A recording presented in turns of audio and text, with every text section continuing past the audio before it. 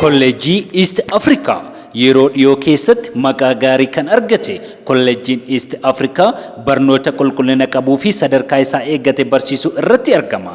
Haaluma kanaan bara barnoota 2015 barattoota haaraa galmeessaa jiraachuu keenya gammachuun ibsina. Muummeewwan barnoota kolleejjiin keenya beekamtii itti argate digirii lammaffaa yookaan maastersiin Masters of Business Administration, Masters of Logistics and Supply Chain Management, sagantaa idilee fi galgalaatiin digirii jalqabaa sagantaa idilee fi galgalaatiin Accounting and Finance, Business Administration, Marketing Management, Computer Science, Logistics and Supply Chain Management, Degree jalqabaa sagantaa fagootiin Business Management, Marketing Management, Accounting and Finance, Economics, Sociology and Social Anthropology, Rural Development and Agricultural Extension Management, Sociology, sagantaa leenjii teeknikaa fi ogummaa gulantaatiin Clinical Nursing, Accounting, Hardware and Networking Service, sagantaa akaadaamiitiin barnoota kutaa 9ffaa fi 10ffaa sagantaa fagootiin ni kennina. Kaampaasiiwwan keenya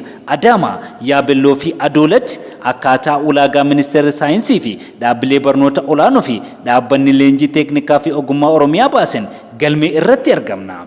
Maarree iddoowwan muraasa qabnu irratti ammuma galmaa barachuun jijjiiramaaf kolleejjii East Africa.